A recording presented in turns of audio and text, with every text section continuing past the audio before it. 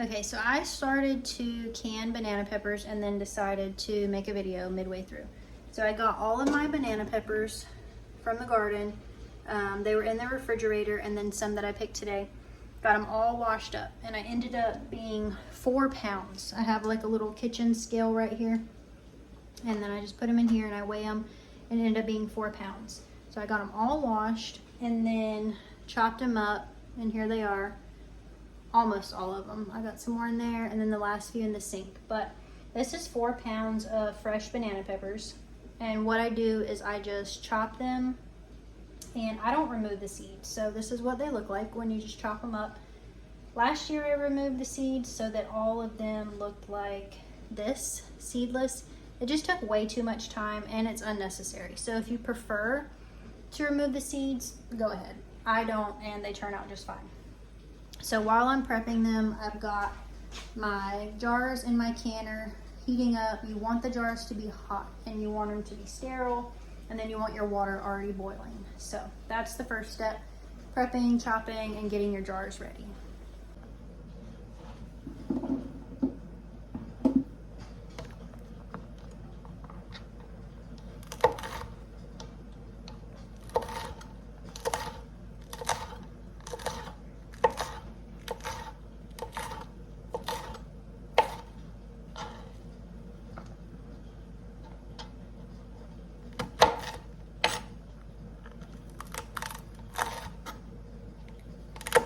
You can make them as big as you want, as thin as you want. I don't include the little butt ends, but you can. It doesn't really matter. Banana peppers are so simple, and they were actually the first things that I tried to can. Last year, I taught myself how to can for the first time, and I started with banana peppers after researching and, just trying to figure out how to do everything. There's a lot of information out there that can make it feel overwhelming and complicated. And yes, you do need to follow certain rules and guidelines to can safely, but it's not as hard as people make it seem. And I didn't can for the longest time because I was intimidated by it. But now that I've started, I love it. It's so easy to preserve your food that you grow, or even food that you buy from other people. So just go for it. Buy a canning book and give it a shot. So I like to make mine kind of thick. I don't know, we love banana peppers, so we eat them a lot. So the bigger, the better for us. You can even can them whole, which I'm going to be canning some whole, and I'll show you. I have some from last season, but I'm going to can some whole per my dad's request. So these are the regular banana peppers, and these are from last year, and these are from last year as well, and these are the whole ones. So you can do them either way. And these I canned without turmeric. This is just vinegar, salt, and water, and no sugar. Just this very simple, and that's what I'm going to do again this year. But I'm adding turmeric just to give it a more bright yellow color. And then these I canned with some allspice, and it gives them a different flavor. I like them, but it's not my favorite, so I won't be doing the allspice again this year. So once you get all of your banana peppers chopped, you'll want to start getting your brine ready.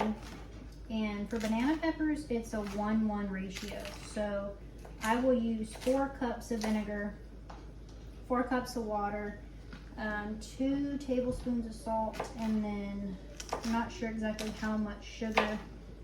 I'll have to double check my recipe, and I'll post all of that in the description. But again, you can Google it, you can go on Pinterest, you can just get a simple banana pepper canning recipe from really anywhere. Even a canning book, which I really recommend the Ball canning book. My dad got me that as a gift a while ago, and it's a really nice thing to read. It gives you some ideas on what you can that you might have thought that you couldn't can. And it's just a good way to learn how to preserve different things. So I will post the recipe in the description once I get done. Okay, so for the brine, we are going to do 4 cups of white vinegar.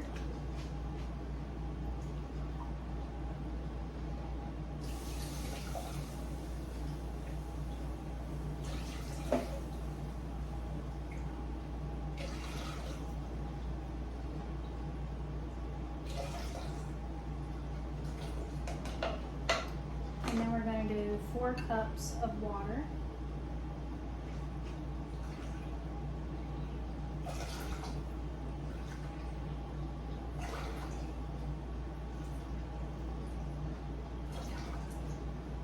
Get some more water.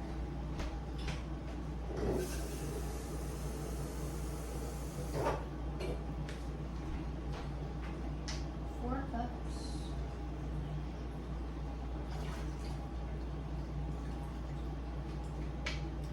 And then you're going to do 2 tablespoons of pickling or canning salt. So this is a half tablespoon, so you're going to do 8 of these.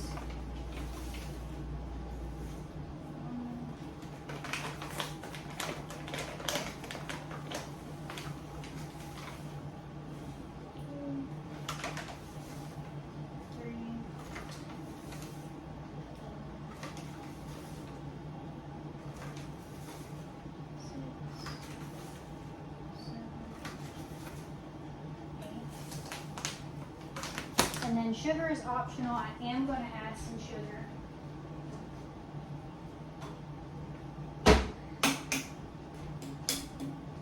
If I have any left, I need to refill this. So I'm just going to do 2 tablespoons, so 4 of these. 1, 2,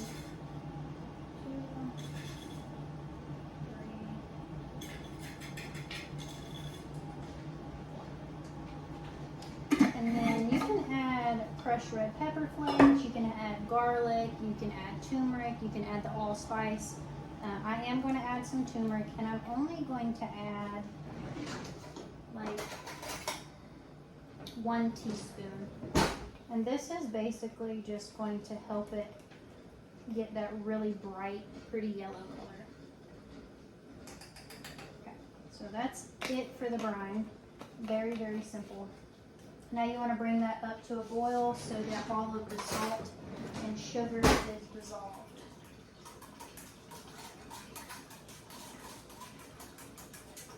And I'll show you what that looks like.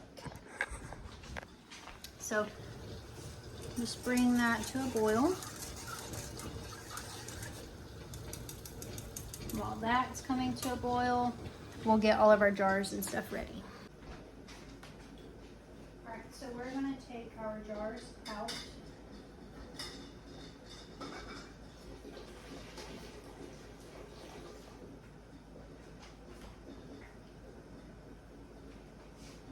Still waiting on our brine to get to a boil. I'm going to put the top back on my water to bring that back up to a boil. And we are going to stuff jars. Okay, so I like to use this little funnel. And in nice, hot, clean jars, you're just going to pack these banana peppers in. And different recipes will tell you how much to pack in the jar. I like to shove a bunch in there because they will shrink down. So I do it about to there. I don't know the right or wrong way to do it. I just know that it's worked for me. So you'll have to just give it a try. And my hands are clean. I did wash them. You want to keep everything very clean and sterile, like when you're doing canning stuff. So nice, hot, clean jars, nice, clean hands, clean produce. I always give everything a good wash before I chop it up.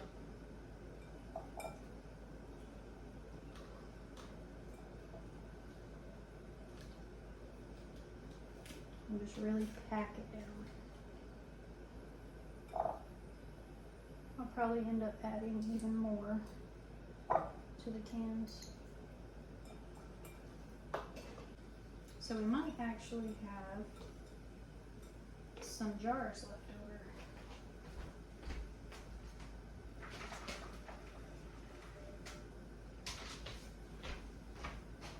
over. Or we might have banana peppers left over.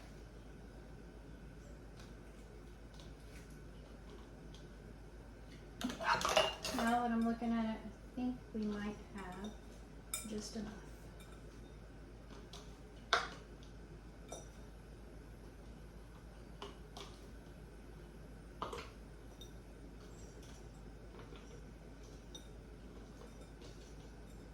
Perfect. One jar is going to be a little scant, but that's okay. I'll take a couple out of the other jars that I shoved in there, and then it'll be perfect. It looks like our brine is boiling. I'll give it a mix, and then I'm going to use that funnel again. Oh, and before I forget, so the last thing I use for banana peppers and pickles and anything that you kind of want to stay crunchy, I use this Mrs. Wage's Extra Crunch. And there's a specific amount that you're supposed to use. You can look at the directions, you can look at your different recipes and see. I don't know, I just use, what is this? A teaspoon? I use like a half a teaspoon in each jar. And I like to put it in right before I put the brine in. That way it can kind of melt it down. And this is just sodium chloride granules, and it helps it keep that crunch. Okay, so now I'm going to use my measuring cup, and then I just use the funnel to get it in there, and I fill it up to about an inch or a little less of headspace.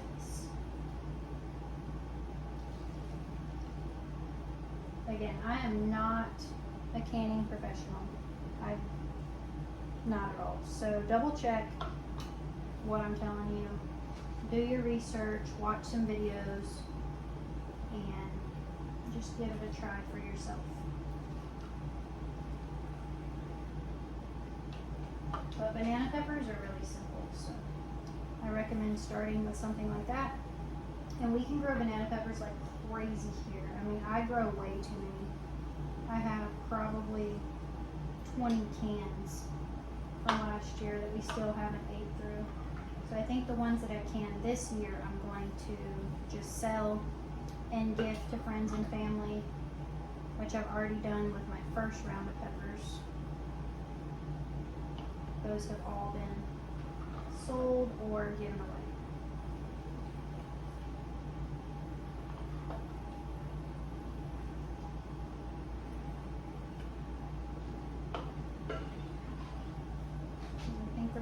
Just enough brine, which that has never happened. I've either had to scramble and make more brine to fill my last jar, or cut more banana peppers because I ran out or I'm left with too much.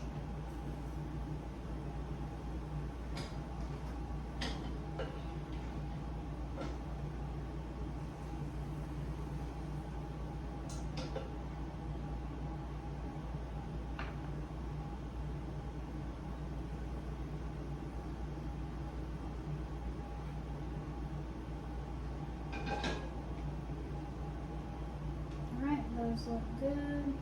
So press them down. A little more into here just to use up the last bit.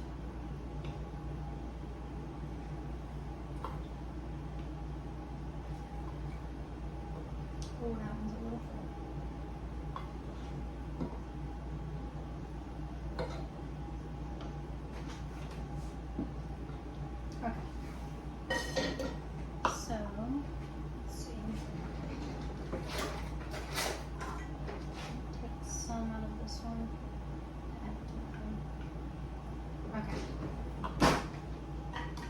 Now we'll get our lids.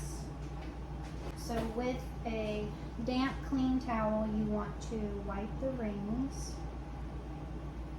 to have them clean from any of the brine that may have gotten on the edge.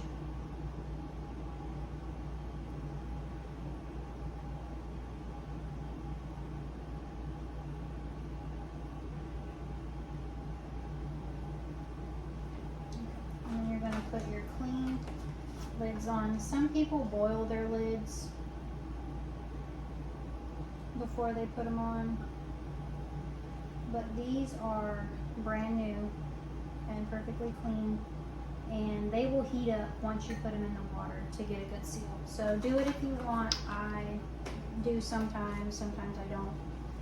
It's just one of those things with canning. Some people do, some people don't.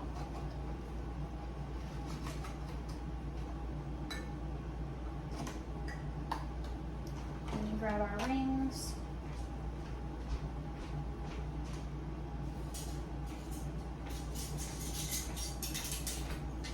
And with canning, you want to always use new lids, but you can reuse your rings. So save your rings, wash your lids.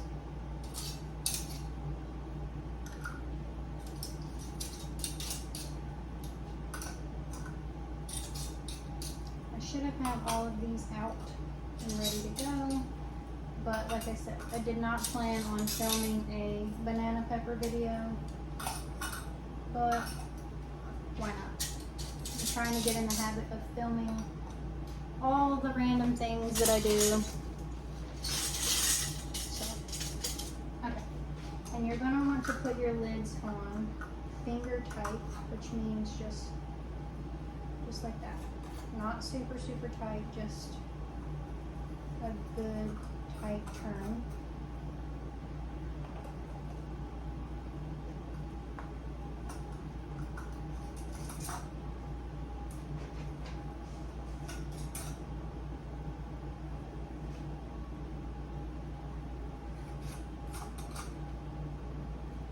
And the jars are hot,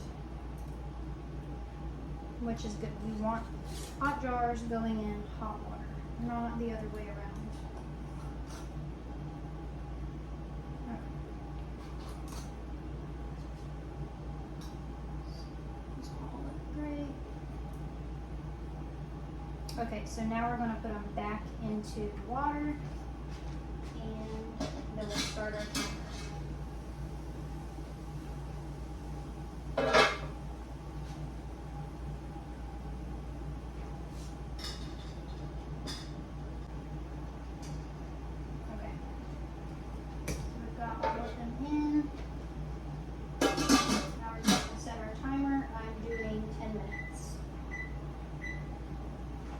And that's it.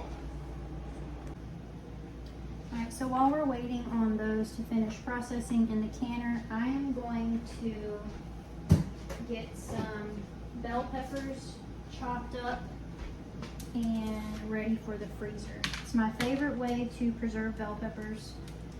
I just wash them really well, chop them into strips, so whenever we have tacos or fajitas or anything like that, I can just pull a bag out of the freezer, throw them in the pan, saute them, and they're good to go. I don't like using the bell peppers much in my salsa, so this is my favorite way to use them up. Just chop them and freeze. It's very quick. And I've already got quite a few freezer bags in our freezer now full of peppers, but they're coming on major, so we need to get these chopped up.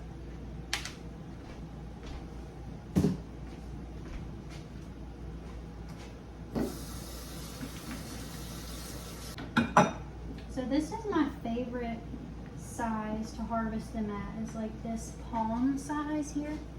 I just feel like they have the best flavor, and I don't like them to get too big. I don't know. Smaller produce to me just has better flavor, which any homegrown produce is going to have better flavor over store-bought anyway. But I just cut them in these little slices, and then they'll freeze in a freezer bag ready for whenever you need them. You can use them in chili, anything. You can still use them in your salsa if your tomatoes are not ready yet and you just need to go ahead and get these preserved. Then you can break them out whenever you're ready and just add them to your salsa. And if you're going to do that, I would dice them up really small instead of strips. But again, it's all just preference, whatever works best for you. This is my favorite way to do it.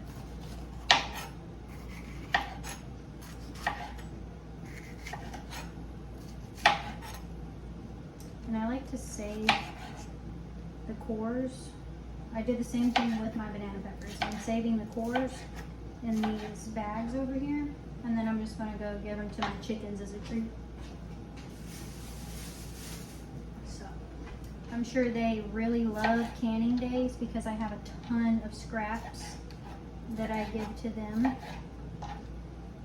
And I'm thinking this time I'm going to put that bag in the freezer so everything will be frozen and cold, and it'll be a really nice frozen treat for these hot days that we have. We're under a heat advisory and the chickens are hot. Oh. Alright, so our banana peppers are all done. Take you over here. So we are just going to take them out of the canner.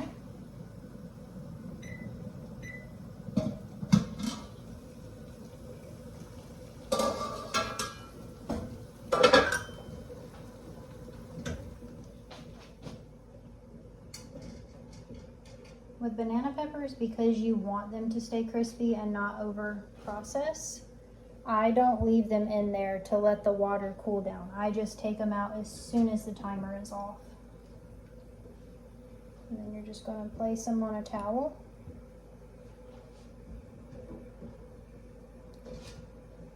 Let them cool and seal. Label them, stick them in your pantry, and that is it.